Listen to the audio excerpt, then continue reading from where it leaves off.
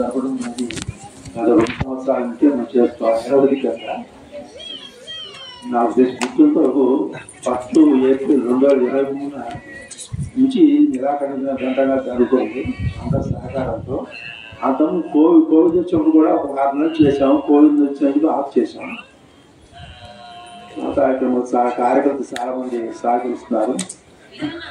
ధర్మారెడ్డి గారు, విశ్వనాథ్ గారు, శ్రీనివాస్ గారు, అనిల్ కుమార్ గారు, రామారావు, నరసింహారెడ్డి గారు, సత్యామూర్తి గారు, రామేశ్వరరావు, యాదీచారి గారు, మా తోముతులు, సోదరులు, పిల్లలు, ముఖ్యంగా ఈ పిల్లల్ని ఉద్దేశించి ఈ కార్యక్రమం ప్రారంభించామండి.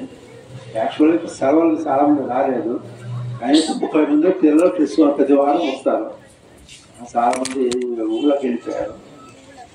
అందుకని సరే ఇవాళ మనకు పూజారి గారు, ప్రదీప్ జోషి గారు, ఒక వారి సహచరులు విజయ్జీ వారు కూడా మనకు బాగా సహకరిస్తాను ఈ కార్యక్రమంలో. భాష వచ్చా, వంగుడు వచ్చా, ఏమొచ్చినా కూడా కార్యక్రమం నిరవధికంగా జరుగుతుంది. ఇది కొంత సమాజంలో ఈ భక్తి అనేది జరగాలి, తెలియచేది మనకు, దేశానికి, అంటే అందరికి మంచిది.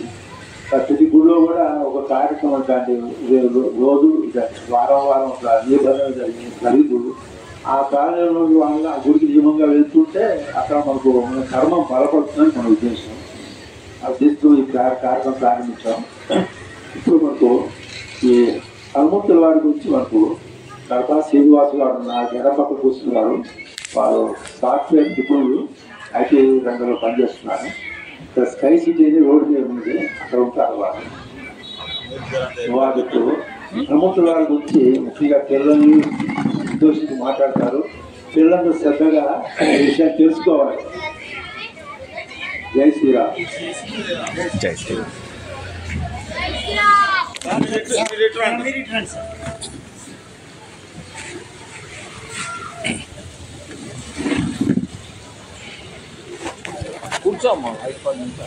అంతరాయ తిమిరోపశాంతయే శాంత పావనమచింత్య వైభవం తం నరం వపుషి కుంజరం ముఖే మన్మహే కిమపి తుందిలం మహః వసుదేవసుతం దేవం కంసచాణూరమర్దనం దేవకీ పరమానందం కృష్ణం వందే జగద్గురుం శ్రీకృష్ణం వందే జగద్గురుం.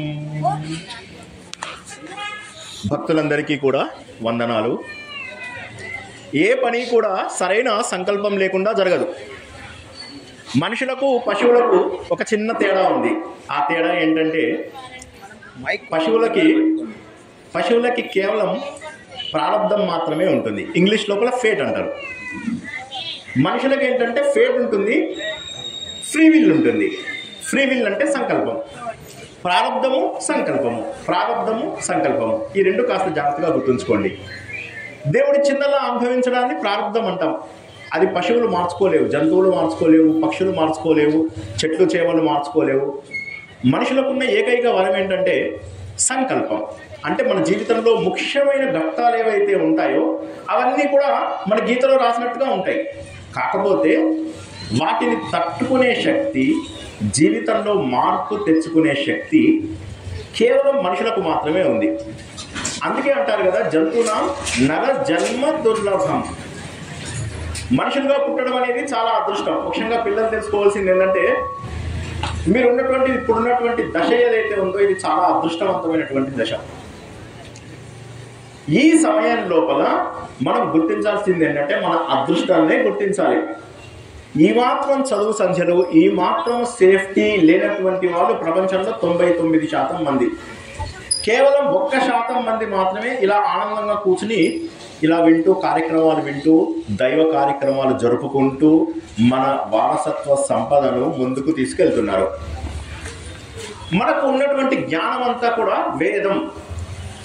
అందరూ ఇక్కడ వేదాలు చదువుకున్నారు కదా, ఋగ్వేదం, యజుర్వేదం, సామవేదం, అథర్వవేదం అందరూ చదువుకున్నారు కదా. సరే పోనీ వేదాలు చదువుకోలేదు, వేదాలు చదవాలంటే 40 ఏళ్ళు పడుతుంది, కష్టమే, ఒప్పుకుంటారు. సరే పురాణాలు అన్నీ చదువుకున్నారా? కొన్ని పురాణాలైనా విన్నారా? ఒక్క పురాణం పేరు చెప్పండి ఎవరైనా. రామాయణం తర్వాత వస్తుంది, కరెక్టే. రామాయణం కూడా కరెక్టే. పురాణం పేరు ఎవరైనా చెప్పగలరా? పెద్దవాళ్ళైనా చిన్నవాళ్ళైనా.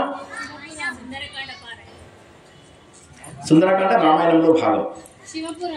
Shiva Purana, very good. ఎవరు చెప్పారు? కరెక్ట్. శివపురాణం, విష్ణు పురాణం, భాగవతం, ఇవన్నీ కూడా పురాణాలు, 18 పురాణాలు. వేదాలు అర్థం చేసుకోవడం కష్టం. వేదాలు ఏంటంటే ఈ పని చేయి ఆ పని చేయి అని చెప్తాయి, అది అర్థం చేసుకోవడం కష్టం. కానీ మన హిందూ ధర్మం అంతా కూడా వేదాల్లోనే ఉంది. కానీ వేదాలు అర్థం చేసుకోవడం కష్టం. పిల్లలు జాగ్రత్తగా వినండి, వేదాలు అర్థం చేసుకోవడం కష్టం. కాబట్టి కథలుగా మన సాంప్రదాయాన్ని అంతా కూడా పురాణాల్లో అందించారు. పురాణాలు కూడా కొంతవరకు కల్తీ అయిపోయాయి. అందుకోసం అని చెప్పేసి ఇందాక ఈ అబ్బాయి చెప్పినట్టుగా రామాయణము మహాభారతాలు మనకు అందించారు. రామాయణమేమో వాల్మీకి, మహాభారతమేమో మనకు వేదవ్యాసుడు అందించాడు. ఈ విధంగా మన మహోన్నతమైనటువంటి వారసత్వము ముందుకు వెళ్తుంది. మరి అందరికీ ఇవన్నీ తెలిసే అవకాశం ఉందా? మన హిందువులలో 99.9 మందికి అసలు హిందూ ధర్మం అంటే ఏంటో కూడా తెలియదు. మరి ఎలాగా? ధర్మం తెలియనప్పుడు పాటించడం ఎలాగా? అందుకోసమనే వేదం మొత్తంని 3 అక్షరాలలో పెట్టేశారు. వేదం మొత్తము కూడా 3 అక్షరాలు. ఇది చాలా గుర్తుంచుకోండి, ఇది ఒక్కటి చేస్తే సరిపోయినట్టే. వేదం అంతా కూడా అఖండమైనటువంటి వేదం. అది చదివి మొత్తం నేర్చుకోవడానికి 30 ఏళ్ళు 40 ఏళ్ళు పడుతుంది అన్ని వేదాలు నేర్చుకోవడానికి. ఎవరు నేర్చుకోరు అన్ని వేదాలు, ఏదో ఒక వేదం నేర్చుకుంటారంటే. మరి వేదం మొత్తం నేర్చుకున్నటువంటి జ్ఞానం రావాలంటే ఏం చేయాలి అంటే 3 అక్షరాలు, ఆ ఉ మా. ఈ 3 అక్షరాలని కలిపితే ఓం అని చెప్పి ఓంకారం వస్తుంది. ఈ ఓంకారానికి హనుమాకి సంబంధం ఏంటి? హనుమ, ఆ ఉ మా, ఆ ఉ మా, హనుమ. హనుమ అంటే ఓంకార రూపము, ఓంకారము అంటే వేదము. అయిపోయిందా?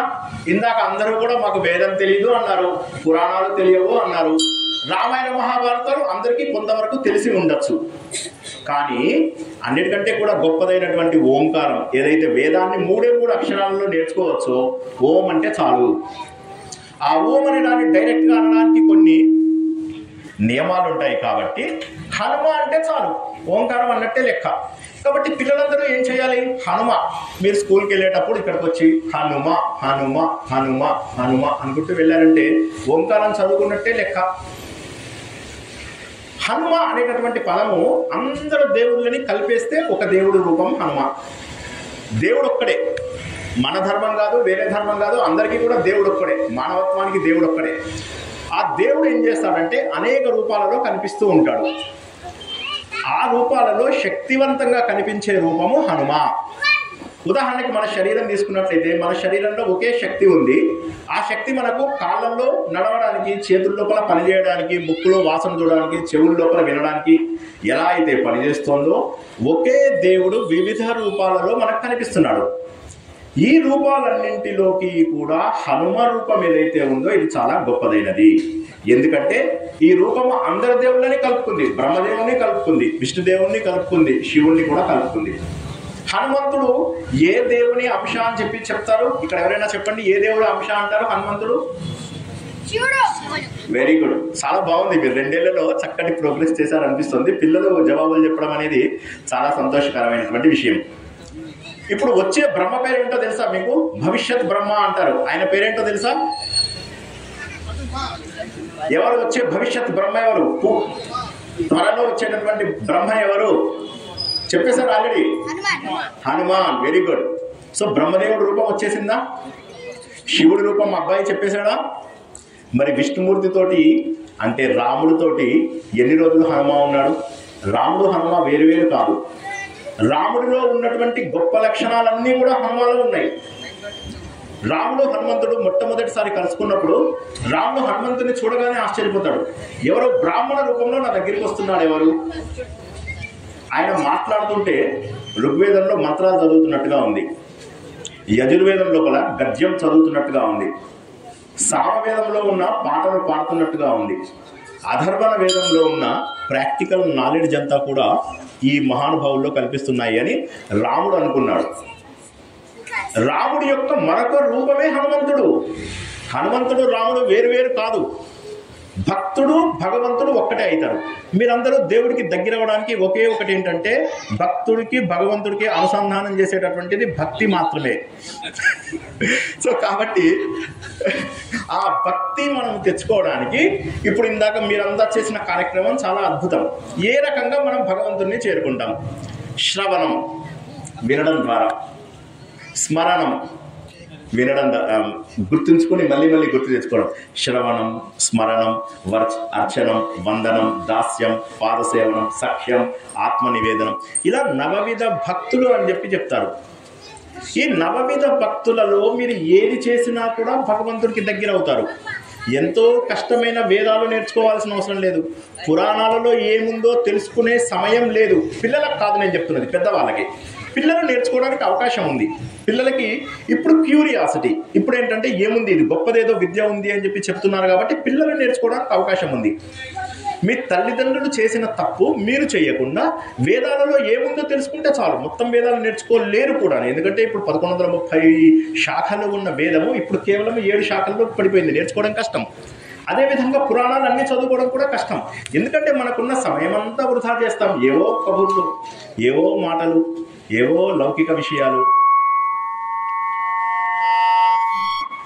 ఏవో పిచ్చి పిచ్చి కోరికలు, ఏవో ఆలోచనలు.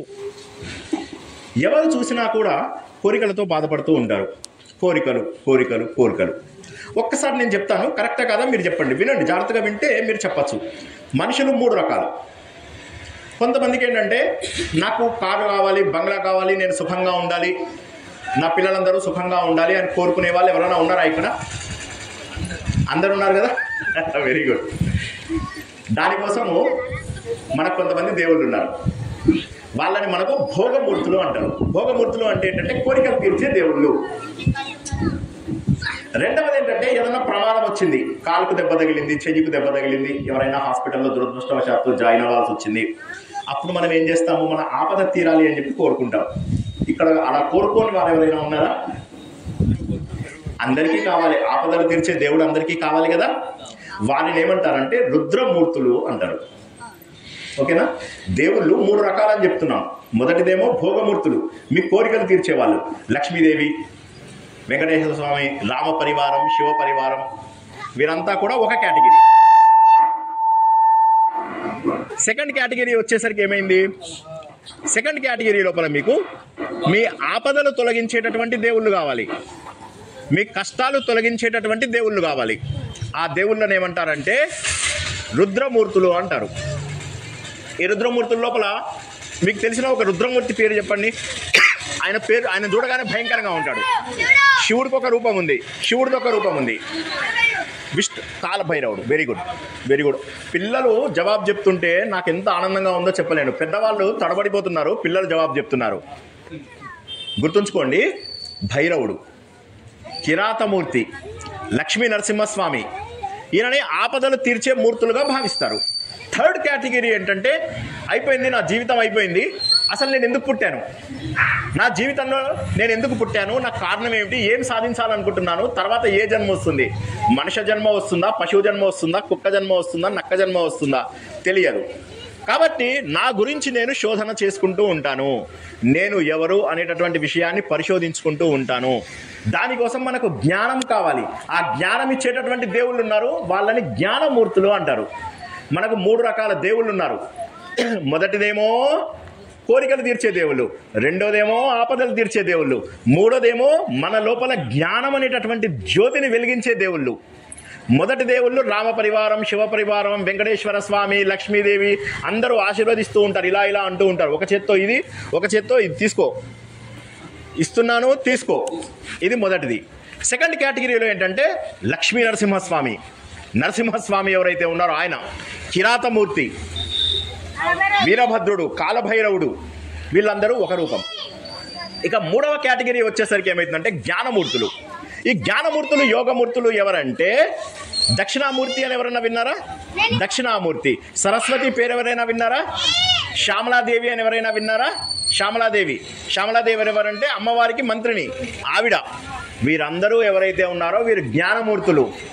హయగ్రీవ స్వామి పేరు విన్నారా? హయగ్రీవ స్వామి. మరి వీళ్ళందరికీ హనుమంతుడికి సంబంధం ఏంటి? ఇప్పుడు 3 మూర్తులు చెప్పాం మనం. మరి 3 మూర్తులకి 3 డిఫరెంట్ పీపుల్ ఉన్నారు అనుకున్నాం. మరి హనుమంతుడు ఎందుకు పూజ చేయాలి? ఎందుకంటే హనుమంతుడు ఈ 3 కేటగిరీలలో కూడా వస్తారు. ఇది ముఖ్యంగా పిల్లలు గుర్తించాల్సిన విషయం ఏంటంటే, మీకు కష్టం వచ్చినప్పుడు హనుమ హనుమ హనుమ అనుకోండి. మీకు ఏదన్నా కోరిక తీరాలంటే హనుమ హనుమ హనుమ ఆ ఉమా ఆ ఉమా ఆ ఉమా ఓం ఓం ఓం ఓం ఓం. హనుమంతుడే వస్తాడు మీ దగ్గరికి. అందరికంటే ఫస్ట్ వచ్చేది హనుమంతుడు ప్రపంచంలో. ఇక 3వ కేటగిరీ పెద్దవాళ్ళ కోసం చెప్తున్నాను. నాకు జ్ఞానం కావాలి, భగవంతుడు ఆ జీవితంలో అన్ని సాధించాను, కానీ ఇక ముందు నేను ఏం చేయాలి, నేను ఏ జన్మ సాధించబోతున్నాను, ఎలా ఉండబోతున్నాను, ఈ జన్మలో నా జీవితం కరెక్టా కాదా, సమయాన్నంతా వృధా చేసుకుంటున్నాను కదా, ఇన్ని సంవత్సరాలు కూడా పిల్లలు మనవళ్ళు మనవరాళ్ళు కోరికలు బంగళాలు కార్లు వీటన్నిటితో గడిపినటువంటి నాకు ఈరోజు సమాజానికి సేవ చేసే అవకాశం కానీ నన్ను నేను గుర్తించుకునే అవకాశం కానీ కావాలి దేవుడా అన్నప్పుడు దక్షిణామూర్తి, హయగ్రీవుడు, శ్యామలాదేవి, సరస్వతి వీరంతా జ్ఞానమూర్తులు మనకు కావలసినటువంటి అవసరం ఉంది. ఈ 3ంటికి కారణము హనుమంతుడే. హనుమంతుడు ఈ 3 రకముల కోరికలను తీరుస్తాడు. అందుకోసమే హనుమంతుడిని ఏమంటారు? బుద్ధిజీవి అంటారు. హనుమంతుడు ఇప్పుడు భవిష్యత్ బ్రహ్మ ఎందుకు అవుతున్నాడో తెలుసా? ఇందుకోసమే అవుతున్నాడు. ప్రతి కల్పమునకు ఒక బ్రహ్మదేవుడు మారతాడు, ఒక ఇంద్రుడు మారతాడు. రాబోయే ఇంద్రుడి పేరు బలిచక్రవర్తి. ఇప్పుడున్న బలిచక్రవర్తి పాతాళంలో రసాతలంలో ఉన్నటువంటి బలిచక్రవర్తి కాబోయే ఇంద్రుడు. ఇప్పుడున్నటువంటి దూర్వాసుడు తర్వాత వేదవ్యాసుడుగా పుడతాడు. కాబట్టి తర్వాత కల్పంలో వచ్చే దేవుళ్ళ గురించి మీరు ఈ రోజే తెలుసుకుంటున్నారు. మీ కళ్ళ ముందే ఉన్నటువంటి ఆంజనేయ స్వామికి మీరు దండం పెడితే ఈ జన్మలలో మీ 3 కోరికలు తీరడమే కాకుండా వచ్చే కల్పంలో ఉన్న దేవుళ్ళను కూడా మీరు ప్రార్థించే అవకాశం వస్తోంది. అది హనుమంతుడి యొక్క గొప్పతనం అని గుర్తుంచుకోండి. మీ కాలనీ వాసులు ఇంత అద్భుతంగా 2 సంవత్సరాలు ఒక కార్యక్రమం చేయడం అనేటటువంటిది మాటలు కాదు. మన పెద్దలు మనకి ఇచ్చినటువంటి సాంప్రదాయం ఏంటో తెలుసా? ఆలయ సాంప్రదాయం, దేవాలయ సాంప్రదాయం. ఆ దేవాలయ సాంప్రదాయం లేకపోతే హిందూ ధర్మం లేదు. ఏదో ఒక రోజు, ఏదో 2 రోజులు ఆలయానికి వచ్చి భగవంతుణ్ణి తలుచుకునేది, తెలిసో తెలియకో, భక్తి ఉందో భక్తి లేకో, భక్త్యాన్న భక్త్యా, భక్తి ఉన్నప్పటికీ లేకపోయినప్పటికీ కూడా దైవనామం ఏదైతే ఉందో అది శక్తిని కలగజేస్తుంది. ఆవు మా అనేది ఏంటో తెలుసా మీకు? హా ను మా అనేది అయితే చెప్పుకుంటున్నామో అది శక్తి తరంగము. శక్తి తరంగం అంటే ఏంటి? అందరికీ 3G 4G 5G తెలుసు కదా, మీ మొబైల్ ఫోన్స్లో ఉన్నాయి. అదంతా కూడా తరంగాలే. రేడియోలు తెలుసు కదా, రేడియో ఫ్రీక్వెన్సీస్ అంటారు. ఆ రేడియో ఫ్రీక్వెన్సీస్ అన్నీ కూడా తరంగాలే. మనమున్న గెలాక్సీ పేరు మిల్కీవే గెలాక్సీ. ఇటువంటి గెలాక్సీలు వందల వేల లక్షల కోట్ల గెలాక్సీలు ఉన్నాయి. కొన్ని కోట్లాది కోట్ల సౌర కుటుంబాలు ఉన్నాయి. భగవంతుడు ఏమంటున్నాడంటే ఈ అన్ని బ్రహ్మాండాలను నేను నా మెడలో వేసుకుని ఒక దారంలాగా వీటన్నిటినీ కాపాడుతున్నాను అన్నాడు. అదేంటంటే గురుత్వాకర్షణ శక్తి. పిల్లలు విన్నటువంటి గురుత్వాకర్షణ శక్తి ఏదైతే ఉందో గ్రహాలకు మధ్య ఉన్నటువంటి ఆకర్షణ శక్తి ద్వారా ఇవన్నీ నిలబడుతున్నాయి. ఈ రూపమే హనుమద్ రూపము. ప్రపంచమంతా వ్యాపించి ఉన్నటువంటి విశ్వ చైతన్యం ఏదైతే ఉందో ఆ విశ్వ చైతన్యమే హనుమంతుడు. అందుకే హనుమంతుడి వల్ల ఆపదలు తీరిపోతాయి. మీరు ఏ ఊరికన్నా వెళ్ళి చూడండి, అక్కడ ఒక ఆంజనేయ స్వామి విగ్రహం కనిపిస్తుంది మీకు. ఆ ఊరు లోపల మీ పాపములు పోగొట్టుకోవడానికి కానీ, అంటే పాపములు పోగొట్టడానికి అనఘుడు అంటారు. అంటే ఎవరైతే తనంతట తను పాపములు చెయ్యడో, పాపరహితుడో ఆ స్థాయికి హనుమంతుడు తీసుకెళ్తాడు. అందుకోసమే ఏం చేస్తారంటే మన పెద్దలు ఏం చేశారంటే ఒక విగ్రహ రూపం ఇచ్చేశారు మనకు. ఇచ్చి ఈ విగ్రహాన్ని చూస్తే నీ లోపల మార్పు వస్తుంది. ఎందుకంటే ఆ భగవంతుడిలో ఏముందో భక్తుడిలో కూడా అదే ఉంది. భగవంతుడికి భక్తుడికి మార్పు లేదు. భక్తి ఉన్నవాడు సాధన చేస్తే భగవంతుడు అయిపోతాడు. అహం బ్రహ్మాస్మి తత్వమసి, అయమాత్మా బ్రహ్మ, ప్రజ్ఞానం బ్రహ్మ, సర్వం కల్విదం బ్రహ్మ అని మన వేదాలు చెప్తున్నాయి. దీని అర్థం ఏంటంటే ప్రతి భక్తుడు చిన్న పిల్లల నుంచి పెద్దవాళ్ళ వరకు మీ లోపలే భగవంతుడు ఉన్నాడు. ఆ భగవంతుడిని తెలుసుకోవడానికి కావలసినటువంటి సాధన ఏదైతే ఉందో ఆ ప్రాథమిక స్థాయి ఈరోజు మనం ఇక్కడ చేసి ఉన్నాము. ఆ స్థాయి ఏదైతే ఉందో అది ఆలయం ద్వారా దొరుకుతుంది. ఆ స్థాయికి అన్నిటికంటే ముఖ్యమైనటువంటిది ఓంకారము. ఆ ఓంకార స్వరూపమే హనుమంతుడు. అంటే ఏమర్థమవుతుంది? మనలో ఉన్న గుడ్ క్యారెక్టరిస్టిక్స్, వాటిని ఏమంటారంటే దైవ లక్షణాలు అంటారు. ఆ దైవ లక్షణాలు దేవుణ్ణి పూజించడం ద్వారా వస్తాయి. ఉదాహరణకి అన్నం తిన్నామనుకో మనమంతా అన్నస్వరూపం అయిపోతున్నాం. భక్తిగా ఉన్నామనుకో భగవంతుడం అయిపోతున్నాం. కాబట్టి ఏంటంటే మన జీవితంలో మనం పోగొట్టుకోకుండా ఉండవలసినటువంటిది ఒకే ఒక్కటి, అదేంటంటే భక్తి. దేవుడి పైన నమ్మకం పోగొట్టుకోకుండా ఉండాలి. భగవద్గీతలో దేవుడు ఒక మాట చెప్తాడు, ఏమని తెలుసా? ఇది అందరూ జాగ్రత్తగా వినండి. ఇది మీ జీవితాన్ని మార్చేటటువంటి ఒకే ఒక్క విషయం. అదేంటంటే డిఏడి అంటారు. డిఏడి అంటే డాడ్. డాడ్ అంటే ఏంటి? తండ్రి. డి అంటే ధర్మము. జీవితంలో ఎప్పుడు కూడా తప్పు పనులు చేయకండి. ధర్మక్షేత్రే కురుక్షేత్రే పిల్లలందరూ నేర్చుకుంటున్నారు కదా. ఎవరికైనా శ్లోకం వచ్చా? వచ్చిన వాళ్ళు చదవండి. ధర్మక్షేత్రే కురుక్షేత్రే సమవేత యుయుత్సువః మామక పాండవ. వండర్ఫుల్. సో మొట్టమొదటి శ్లోకంలోనే భగవంతుడు ఏం చెప్తున్నాడంటే మీరు ధర్మబద్ధంగా ఉండాలి అని చెప్పి చెబుతున్నాడు. రెండవది ఏంటంటే అశోచ, ఏడవవద్దు. ఎవరు ఎట్టి పరిస్థితులలో కూడా ఏడవవద్దు. ఏడ్చిన వాళ్లకు భగవంతుడు దూరం అవుతాడు. ఈ మాట మళ్ళీ మళ్ళీ చెప్తున్నాను. ఏ అంటే ఏడవవద్దు. పిల్లలు జాగ్రత్తగా వినండి. ఏ అంటే ఏడవవద్దు. అశోచ, శోచనీయము అంటారు కదా. అశోచ అంటే ఏడవకూడదు. ఎవరైతే ఏడుస్తారో వాళ్ళకి దేవుడు దూరంగా వెళ్ళిపోతాడు. కాబట్టి ఎన్ని కష్టములు వచ్చినా కూడా సహించవలసినటువంటి బాధ్యత మన పైన ఉన్నది. అశోచ. మూడవది ఏదైతే ఉందో అది డి అంటే ధైర్యము. ఎన్ని కష్టములు వచ్చినా కూడా మనము ధైర్యంగా ఉండాలి. అన్ని కష్టములను ఫేస్ చేయాలి. జీవితంలో దేనికి భయపడకూడదు. దేవుడు ఇచ్చిన ఈ సందేశం ఏదైతే ఉందో ఇది ఎక్కడిచ్చాడు? అర్జునుడికి శ్రీకృష్ణ భగవానుడు ఆంజనేయ స్వామి ధ్వజమున్న దగ్గర ఇచ్చాడు. అంటే ఆంజనేయుడి సాక్షిగా భగవంతుడు చెప్పిన విషయం ఏంటంటే ధర్మబద్ధమైన జీవితం ఉండాలి. ఎప్పటికీ ఏడవవద్దు. ఎప్పుడూ ధైర్యంగా ఉండాలి. కష్టాలు అనేవి జీవితంలో సహజము. కష్టం వచ్చినంత మాత్రాన కుంగిపోకూడదు. రాముడి జీవితమే మీ అందరికీ కూడా ఆదర్శం. రాముడి జీవితంలో ఎన్ని కష్టాలు వచ్చాయి. పక్కనే హనుమంతుడు ఉన్నాడు. ఆయన చివరి వరకు రాముడితోటే ఉన్నాడు. అదేవిధంగా మన జీవితంలో కష్టం వస్తే దేవుడు మన పక్కన ఉండి తీరుతాడు. దేవుడిని మనము మనస్ఫూర్తిగా మన గుండెలోకి ఆహ్వానిస్తే దేవుడు మన దగ్గరికి వచ్చి తీరుతాడన్న సత్యాన్ని అందరం గుర్తించాలి. తులసీదాసు ఏదైతే ఇవాళ మీరు అందరూ చదివాదో అది తులసీదాసు. ఆయనకు భార్య అంటే చాలా ప్రేమ వివాహం. అటువంటి సమయంలో ఆయన భార్యని చూడడానికి ఆవిడ పుట్టింటికి వెళ్తుంది. ఆవిడని చూడడానికి నానా కష్టాలు పడి వరద పొంగుతూ ఉంటుంది, నది పొంగుతూ ఉంటుంది. ఒక శవాన్ని తెడ్డుగా చేసుకుని బోటుగా చేసుకుని ఆయన అటువైపుకు దాటి వెళ్తాడు. వెళ్ళి ఒక పాముని తాడులాగా పట్టుకుని భార్యను చూడడానికి వెళ్తాడు. భార్య చాలా సంతోషపడుతుంది. కానీ ఒక్క మాట చెప్తుంది. ఏంటో తెలుసా?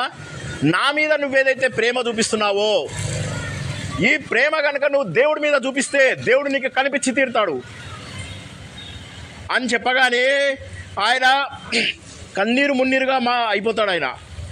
అప్పుడు భార్య మీద ప్రేమ ఆయనకు భగవంతుడి పైన ప్రేమగా మారిపోతుంది. మారిపోయిన తర్వాత ఇక ఆంజనేయ స్వామి తప్ప నాకు జీవితంలో ఏది లేదు. ప్రతిరోజు ఆంజనేయ స్వామి కథ చెప్తూ ఉంటాడు, రాముడి కథ చెప్తూ ఉంటాడు. కానీ ఏ రోజు కూడా ఆంజనేయ స్వామి కనిపించడు. అప్పుడు ఆయనకు ఒక పెద్ద ఆయన వచ్చి చెప్తాడు, ఏమనుకుంటున్నావు? ఎత్ర ఎత్ర రఘునాథ కీర్తనం తత్ర తత్ర కుత మస్తకాంజలిం భాష్పవారి పరిపూర్ణ లోచనం మారుతిం నమత రాక్షసాంతకం. నువ్వు ఎక్కడ రాముడి కథ చెబుతున్నావో అక్కడ ఆంజనేయ స్వామి వచ్చి తిడతాడు. నువ్వేమనుకుంటున్నావు? ప్రతిరోజు నువ్వు రామాయణం చెప్తుంటే నీ దగ్గర దేవుడు లేడు అనుకుంటున్నావా? నీ పక్కనే దేవుడు ఉన్నాడు. ఇవాళ మనం మాట్లాడుకుంటుంటే మీలో ఎక్కడో దేవుడు కూర్చున్నాడని గుర్తుంచుకోండి. శ్రద్ధగా ఉన్న ప్రతి ఒక్కడికి కూడా శ్రద్ధవాన్ లభతే జ్ఞానం. ఎవరైతే శ్రద్ధగా ఉంటారో వారికి జ్ఞానం లభించక మానదు. భగవంతుడు మీ పక్కన ఎక్కడో కూర్చున్నాడు. అందుకే ఒక సినిమా వస్తే సినిమాలో ఆంజనేయ స్వామి కోసం ప్రత్యేకమైనటువంటి సీట్ పెట్టారు. ఎక్కడెక్కడ రామనామం వస్తుందో అక్కడ హనుమంతుడు ఉంటాడు. అప్పుడు తులసీదాసు ఇన్ని రోజులుగా నేను రామాయణం చెప్తున్నాను, తులసి రామాయణాన్ని, నేను ఇవాళ ఎలా అయినా సరే రాముడిని పట్టుకుంటాను అని చెప్పి చూసేసరికి ఆ రోజు అక్కడ అందరూ వెళ్ళిపోయిన తర్వాత అక్కడ ఒక ముసలి వ్యక్తి వెళ్ళిపోతూ కనిపిస్తాడు. ఆయన్ని గట్టిగా పట్టుకుంటాడు. నాకు నువ్వు కనిపించాల్సిందే, నువ్వే ఆంజనేయ స్వామి వారిని నేను గుర్తుపట్టాను అని చెప్తే అప్పుడు హనుమంతుడు ఆయనకి కనిపించి రాముడి యొక్క దర్శనాన్ని కూడా చేయిస్తాడు. కాబట్టి హనుమంతుడు వేరు, రాముడు వేరు కాదు. హనుమంతుడిని పట్టుకుంటే భగవంతుడు దర్శనం అయిపోయినట్టే లెక్క. అటువంటి హనుమంతుడు మీ అందరిలో మీ పక్కనే ఉన్నాడు. హనుమంతుడు ఏమంటున్నాడు? ఏ పని చేసినా కూడా తులసీదాసు ఏదైతే లాస్ట్ లోపల తులసీదాసు ఏం చెప్తున్నాడు? రాముడి మనసులో ఎలా అయితే ఆంజనేయ స్వామి ఉన్నాడో, ఆంజనేయ నేను కూడా అలాగే ఉన్నాను రాముడి మనసులో, నీ మనసులో. తులసీదాస సదాహరి చేరా కీ జై నాద హృదయ మహడేరా.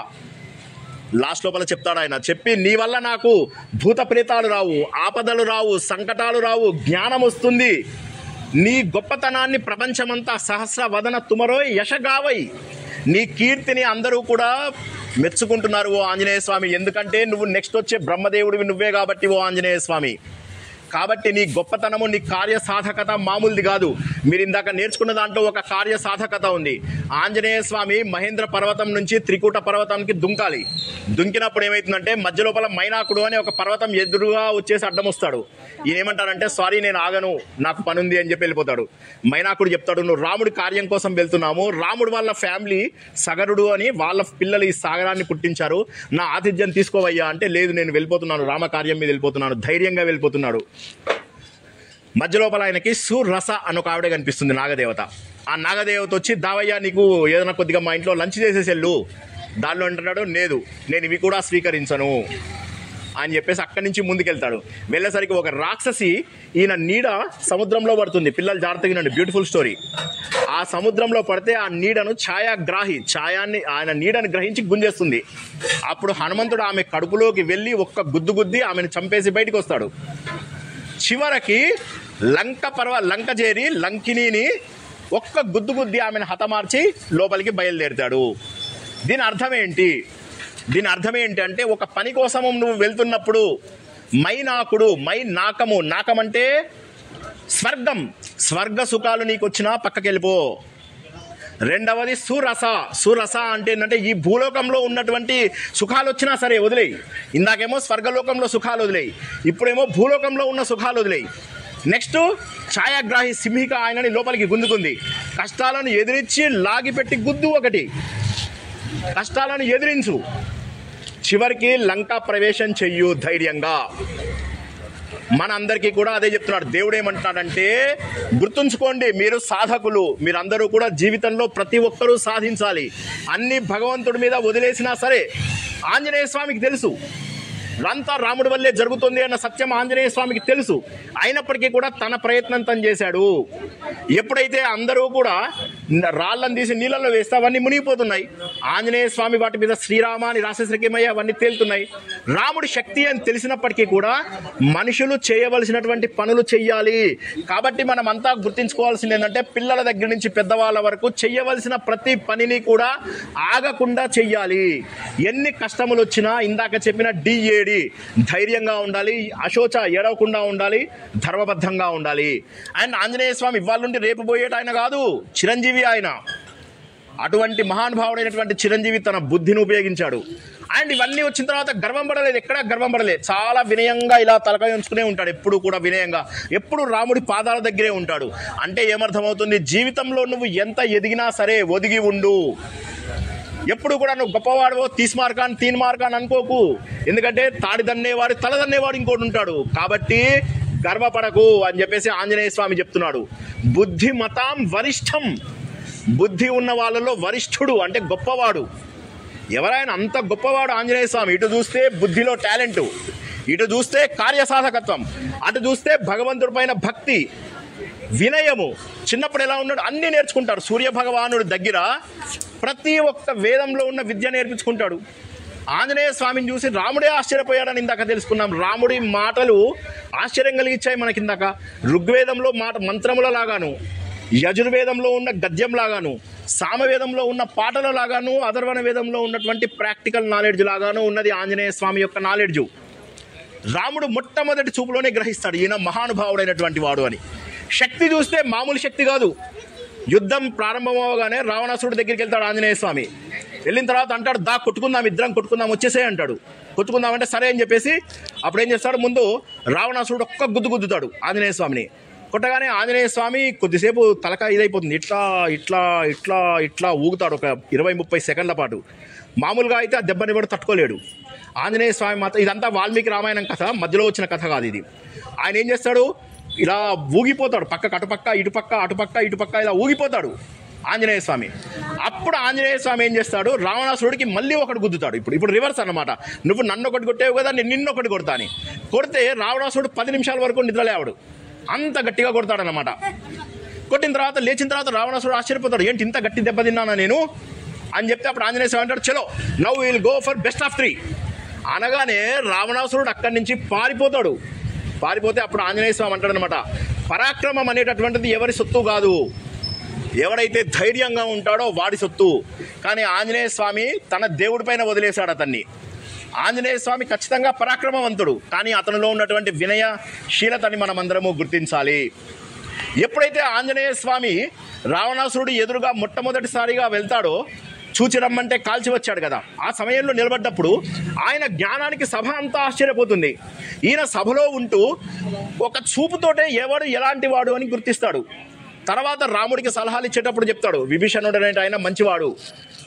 తర్వాత మళ్ళీ యుద్ధం జరిగినప్పుడు విభీషణుడి దగ్గరికి వచ్చినప్పుడు అందరూ అంటారు విభీషణుడిని చంపేసేయి అంటే, విభీషణుడు అంటారు లేదు నేను శరణ్ కోరి వచ్చాను అంటే కూడా అందరూ అంటారు లేదు లేదు అన్ని చంపేసేయాలని చెప్పి డెసిషన్ కూడా తీసుకుంటారు. ఆంజనేయ స్వామి మాత్రం చెప్తాడు ఇతన్ని నేను సభలో చూశాను, ఆయన చెబుతున్న మాట నిజం. సో ఇంత దూరదృష్టి ఉన్నటువంటి మహానుభావుడు. సో ఆంజనేయ స్వామిలో ఉన్న గొప్పదేంటి, ధైర్యం ఉంది, బుద్ధి ఉంది, జ్ఞానం ఉంది, ఎలా మాట్లాడాలో వాక్చాతుర్యం ఉంది, ఇవన్నీ ఉన్నాయి. సార్ మరి మాకేం లాభం? భక్తుడు భగవంతుడిని పూజిస్తే భగవంతుడి లక్షణాలు మీ లోపల ట్రాన్స్ఫర్ అవుతాయి. ఎలక్ట్రిసిటీ వైర్కి మీరు మొబైల్ పెడితే మీ మొబైల్ పనిచేస్తుంది. అదేవిధంగా హనుమంతుడిని పూజిస్తే హనుమంతుడి లక్షణాలన్నీ కూడా మన లోపల వస్తాయి. కాబట్టి పరబ్రహ్మ రూపమైనటువంటి ఆంజనేయ స్వామిని ఇన్ని సంవత్సరాల పాటు మీరు పూజిస్తూ మరిన్ని సంవత్సరాలు కూడా మీరు ముందుకు వెళ్ళాలని ఆశిస్తున్నాను. ఆ పరబ్రహ్మ యొక్క తత్వాన్ని తెలుసుకున్న మీ అందరూ కూడా ధన్యులు. ఎందుకంటే భగవంతుడి గురించి విన్నా చాలు, శ్రవణం చాలు. శ్రవణం అన్నిటికంటే గొప్ప పుణ్యం. పరీక్షిత్తు మహారాజు వారం రోజుల లోపల శ్రవణం ద్వారా మోక్షాన్ని సాధించాడు. కాబట్టి ఇంత శ్రద్ధగా విన్న మీ అందరికీ కూడా భగవంతుడు తప్పక మీకు మీ కుటుంబాలకు తప్పకుండా శాంతిని చేకూరుస్తాడు, ఆనందాన్ని అందిస్తాడు అని నా ప్రగాఢ నమ్మకము. మీ అందరిలో ఎక్కడో ఒక ఆంజనేయ స్వామి కూర్చుని వింటూ ఉన్నాడు, మీ పక్కనే ఉన్నాడు అని గుర్తుంచుకోండి. భగవంతుడు మీ అందరిలోనే ఉన్నాడు అనేటటువంటి ఒక గొప్ప సత్యాన్ని గుర్తించినటువంటి ఈరోజు చాలా గొప్ప రోజు అని మన అందరికీ తెలుస్తుంది. అది మీ ఆలయంలో జరుపుకోవడము మనందరి అదృష్టము. నన్ను ఈ కార్యక్రమానికి ఆహ్వానించినందుకు రామం గారికి, కమిటీ సభ్యులకు, కాలనీలో ప్రముఖులకు, శ్రద్ధగా విన్న మీ అందరికీ భగవంతుడికి కృతజ్ఞతలు తెలియజేస్తూ, ఆత్మ సుఖము వీడిని ఆట కొరకు పాత్ర పోషణ చేసి సూత్రధారి విశ్రమించద నీ పాదం ఆశ్రయించి పరమ కరుణాంతరంగా శ్రీ పాండురంగ. జై శ్రీకృష్ణ.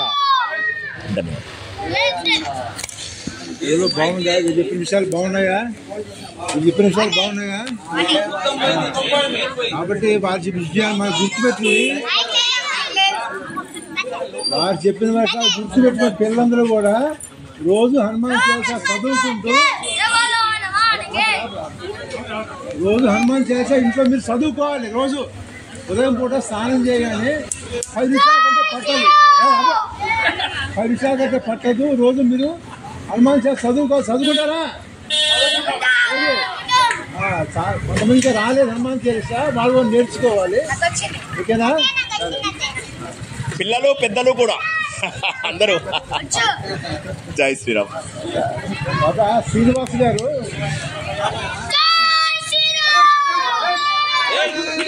కూర్చోండి రా.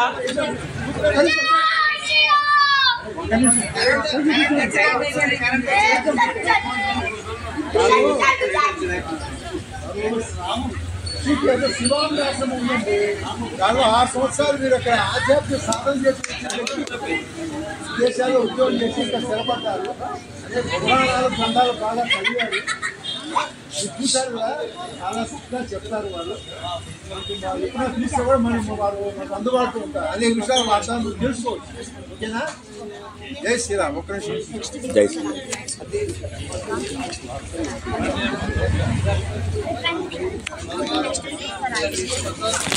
నెక్స్ట్ వీక్ వస్తారా? ఎప్పుడంటే అప్పుడు వస్తాను, ఎప్పుడు పిలిస్తే అప్పుడు వస్తాను. సరేనా? అలాగే నాన్న, మీరు మంచిగా మరి అందరూ హనుమాన్ చాలీసా నేర్చుకోవాలి, భగవద్గీత నేర్చుకోవాలి.